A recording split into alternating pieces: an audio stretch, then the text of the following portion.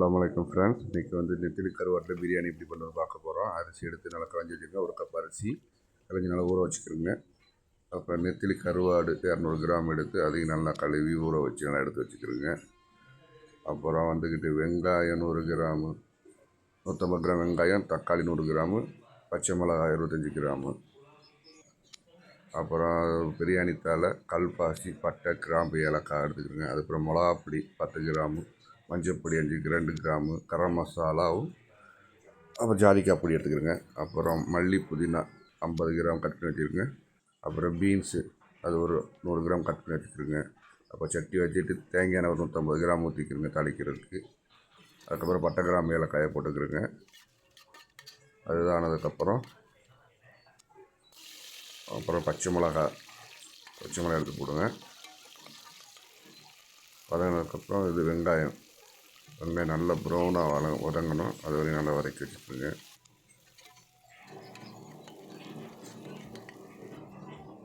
அப்புறம் அது மேலே கருவாடு போட்டுக்கணும். கருவாடு போட்டு நல்லா இது எடுத்துக்கணும். வேகிற வரைக்கும் நல்லா வதக்கி எடுத்துக்கோங்க.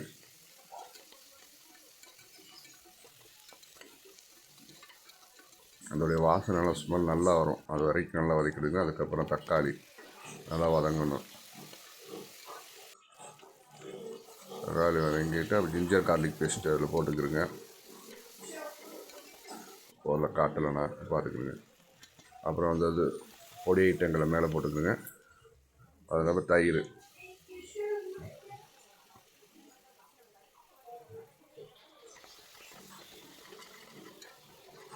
ஊற்றி நல்லா இது இல்லாமல் நல்லா வதக்கி எடுத்துக்கிறோங்க. மேலே திரிஞ்சு வராமல். அப்புறம் அது மேலே பீன்ஸு கொஞ்சம் மல்லி புதினா கொஞ்சம் போட்டு நல்லா வதக்கி எடுத்துக்கிறோங்க. அப்புறம் தண்ணி 1க்கு 1.5 தண்ணி ஊற்றணும். 1 கப் அரிசினா 1.5 கப்பு தண்ணி.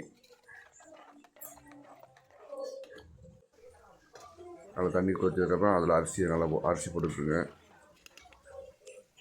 அரிசியை போட்டு அதுக்கு முன்னாடியே கொஞ்சம் மல்லி புதினா போட்டுக்கிறோங்க. அது நல்லா வத்துற வரையும் கொஞ்சம் வத்துற வரையும் எடுத்துக்கிறேன். அப்புறம் வந்து லெமன் ஜூஸ் ஒரு ஃபுல் லெமன் எடுத்து ஜூஸ் பிழிஞ்சு விட்டுக்கிறேங்க. இந்த மாதிரி வந்ததுக்கப்புறம் தம் போடுறது ரெடி ஆகிடுச்சு. தம் போடலாம். அதுக்கப்புறம் மேலே ஒரு 50 ml நெய் அதுக்கு நல்லா கிளறி விட்டுட்டு மேலே இன்னும் கொஞ்சம் மல்லி புதினா மேலே போட்டுட்டு மேலே மூடி போட்டு நல்லா மூடிட்டு குக்கரில் தான் வச்சுருக்கு. மூடிட்டு நல்லா ஸ்லிம்மில் வச்சுருங்க.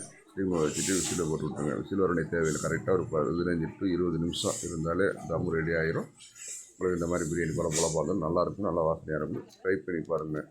செம்மையாக இருக்கும். அதுக்கு நாங்கள் பாவக்காய் சம்பல் பண்ணியிருக்கு. பாவக்காய் மாசி சம்பல், அது போக புதினா இது சட்னி இது மாதிரி பண்ணியிருக்கு. அது நல்லாயிருக்கும். இதோடைய வீடியோ அடுத்து நான் போடுறேன், பார்த்துக்குறேங்க. அதை சாப்பிட்டு பாருங்கள். டேஸ்ட்டாக இருக்கும், நல்லாயிருக்கும். சப்ஸ்கிரைப் பண்ணுங்கள், லைக் பண்ணுங்கள், ஷேர் பண்ணுங்கள். தேங்க்யூ.